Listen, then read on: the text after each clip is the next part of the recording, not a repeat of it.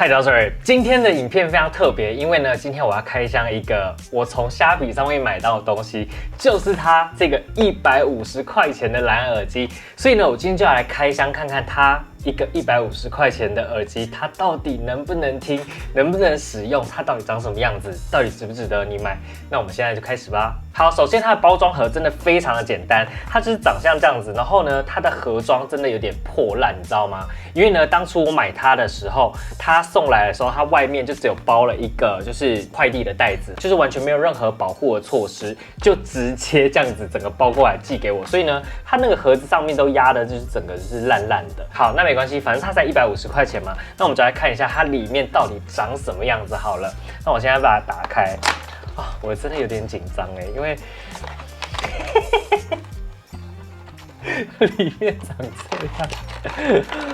啊，好，我跟各位说，它其实耳机是本来放在这个地方的，但是呢，我已经先把它拿出来，我先把它放到那个充电仓里面去充电了。然后它原本里面就大概长这样子，然后它上面有贴了一层膜。它的卖场上面呢，有非常多的颜色，有黑色、月牙白、深蓝色、马卡龙天蓝色、马卡龙黄色、马卡龙粉色。那我买到的话是马卡龙蓝色的样子。然后这个马卡龙蓝色为什么会买它呢？原因就是因为我想说，我比较少蓝色耳机，而且呢，我有其他的蓝色的耳机可以拿来做比对，就给大家看一下说 ，OK， 蓝色的耳机大概是长什么样子。其实这个One More这个有点不太算啊，这个有点像是绿色的感觉。它的卖场上面你会看起来耳机好像很小一个，但事实上它耳机真的蛮大的。我来比对一下 AirPods 给大家看，这个是 AirPods Pro。这个是它的耳机的大小，真的长得非常之巨大，就是你看那个尺寸就差非常多，而且厚度也差很多，有没有？那我们现在先把这个膜撕掉好了，然后大家有没有看到它这边在闪灯？闪灯的意思应该是就是它现在就是正在准备要配对之类的。然后呢，它盒装里面的东西我来给大家看一下啊，它有一个很简单的说明书，然后还有一条充电线，然后还有2组耳塞，然后耳机上面它已经有1组耳塞了。好，我现在把充电仓打开来给大家看一下耳机长什么样子。哒啦，它都是长这样子。它现在正在配对当中。好，我拿我手机跟它配一下好了。好，配对蓝牙。好，它叫做 F9。为了公平起见，我先换上我自己觉得 OK 的耳塞，就是大的耳塞。OK， 它耳机就是长这样子。然后呢，它这个上面很好笑，它印了一个指纹这个图，就代表呢它是触控操作。其实我觉得这个标示有点暴力，我觉得可以再漂亮一点。它就算没有印，大家也会知道它是触控操作。就是它的官网上面写指纹触控，这个就是一般触控啊，哪有什么指纹触控，就是触控而已，所以没有什么指不指纹的。然后呢，它这一款耳机，我觉得最吸引我的地方就是它这边有做了一个很像电量指示的一个 LED 灯，你在充电的时候，照理来说，它这边应该会显示，就是它现在目前剩下的电量是多少。那我就来测试看看这部分是不是真的。然后它这后面呢是一个 Micro USB 的插孔，基本上呢，你现在找到 Micro USB 的耳机真的非常非常少，除非是超级旧款的耳机，或者是像这种便宜的耳机。有它这边有显示这里写60有没有？然后它数字就会慢慢跑上去。那我把耳机就是放上来看一下，就是它到底会不会显示耳机的电量。好 ，OK， 它不会显示耳机的电量，不过呢，它这边会闪灯，就是它这边有闪灯，有没有看到左边跟右边？所以呢，这边应该是它在指示，就是2边耳机目前充电的状况，有没有看到？这边右边的话，它现在是3格电，即将要到4格电。那这边的话是1格到2格电，所以呢，这个就是上面这4颗灯，就是耳机的指示灯。中间的话呢，就是充电仓的电量指示灯。所以呢，目前的电量是60%。其实它这个标示真的蛮清楚的，我很意外，一个150块钱的耳机可以做成这样子，真的蛮厉害的。那我看一下它的使用电量是可以多久好了。OK， 它这边写它的没有写，它官方这边呢，它上面的标示的电量，这个充电仓可以帮耳机充25次电，所以呢，这个充电仓它还这边为什么会有一个 USB 的插孔，就是因为它可以让你当成类似像行动电源之类的东西。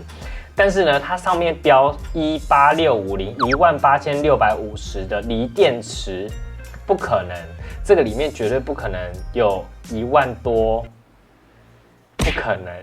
我怎么想都不可能，这个标示我真的觉得有点傻眼。依照我判断，我觉得这个耳机使用的电量应该不会超过4个小时，绝对不会超过的，相信我，绝对不会超过。我现在要来看一下，就是它目前连线的状况。他用那个很中式的英文跟我说 connected， 然后啊，我这边突然发现一件事情，因为它两边的耳机是长得一模一样的，它这边的话，你要上面看上面的左耳或是右耳下去佩戴。为什么要这样子呢？因为它左耳跟右耳的指纹操作是不一样，就触控操作是不一样的，所以呢，它是分开的。左耳按2下是上一首歌，那右耳按2下是下一首歌。哎，可以耶。它是可以调整上下首歌的。那我来看一下音量的部分。哦，可以，它的右耳按3下是增加音量，左耳按3下是减少音量。所以呢，它这边都是可以的。大家有没有看到？我这边按3下，有没有？这里会跑，按3下减低音量，然后按2下是上一首歌，按2下是下一首歌，这边都可以看得一清二楚。其实它的功能就是还蛮 OK 的，而且呢，它也可以直接操作开关机，然后按一下呢，就是播放暂停音乐，功能都有，非常非常的令人意外耶！就是它的触控操作其实蛮灵敏的，大家可以看一下。做的还蛮不错的哎，不过呢，我要来回头看一下它整个制作的质感，因为我觉得它制作质感真的有差。我跟各位说，之前我就一直在讲，就是同样是塑胶材质的东西，为什么有质感好跟质感差？这个呢是全新的 AirPods 3，那这一个呢是我刚刚买到的。好，大家可以看一下它上面的质感，其实呢你就可以看得出来，它这种塑嘎有没有？就是塑胶感很重，然后你就会觉得它整个就是非常的塑胶。但是苹果就不会，你就是它的质感整个都非常的好，你也会觉得它这个塑胶的密度啊，是比这个便宜的塑胶还要再高很多，而且拿起来的那个手感就不太一样。所以呢，这个就很明显感觉出来。即便我今天是拿 J-Lab 这一款很便宜的800多块钱的耳机来比，它其实也是算是塑胶感比较重一点的。但是呢，你跟它相比，就会发现，其实还是有差的，就是那个塑胶的感觉。这个就是为什么我说啊，今天如果你要做塑胶的材质，然后呢，你又成本比较低的话，建议都做雾面的材质，就会看起来比较有质感。你看做亮面的那个质感就低很多。所以呢，如果你撇开就是它这些制作质感好不好的问题的话，基本上它该有的功能都有。然后呢，它的声音啊，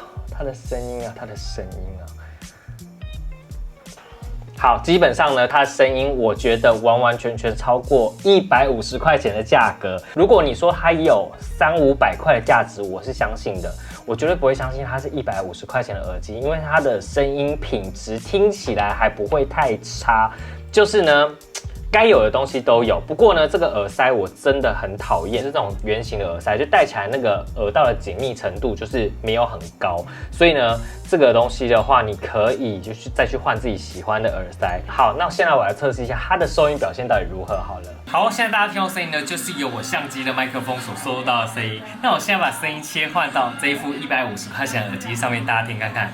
现在大家听到声音呢，就是由这副耳机所收录到的声音。那这副耳机呢，刚刚它有提到它有非常厉害的什么通话收音的效果。那大家觉得它收音效果如何呢？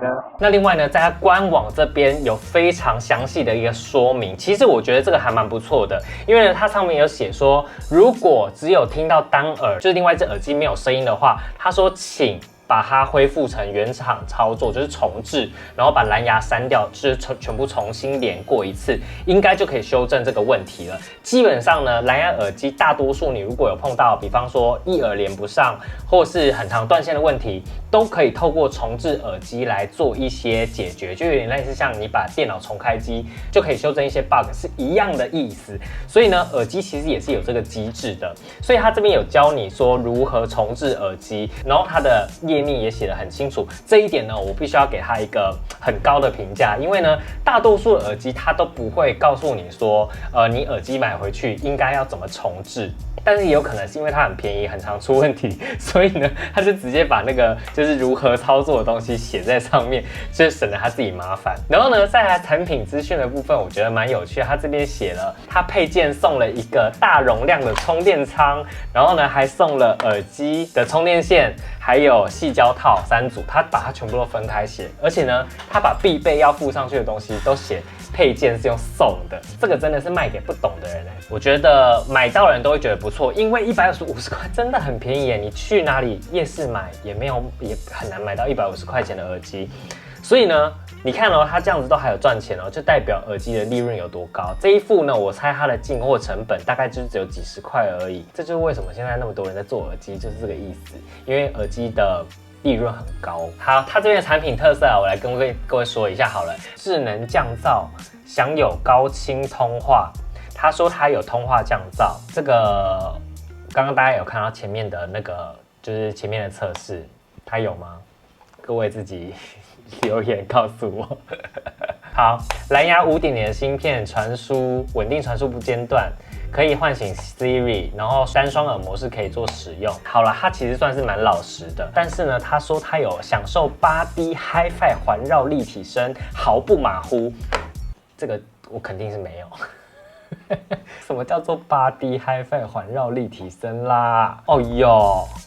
我真的是这些文案真的是随便写的，蛮值得肯定，就是它是一副150块钱耳机，有这样子的表现，真的非常不错。所以呢，这个如果大家有想要尝试、想要买这种便宜耳机的话，我觉得大家可以参考看看。你们去打便宜耳机，在虾皮搜就会跑出来很多，非常多，甚至200-300块都有，各式各样的都有。所以呢，大家不要再花大把的钞票去娃娃机里面调那个耳机了，因为那个耳机其实真的很便宜，很便宜，好吗？好，那今天影片就到这里了。如果呢大家觉得今天影片有点有趣的话呢，之后我会再做类似，就是我去虾皮上面买超便宜的东西回来开箱给你们看。好，那今天影片就到这里。那喜欢今天的朋友，希望今天分享，不要忘记开小铃铛，接下来会通知，下次影片见，拜。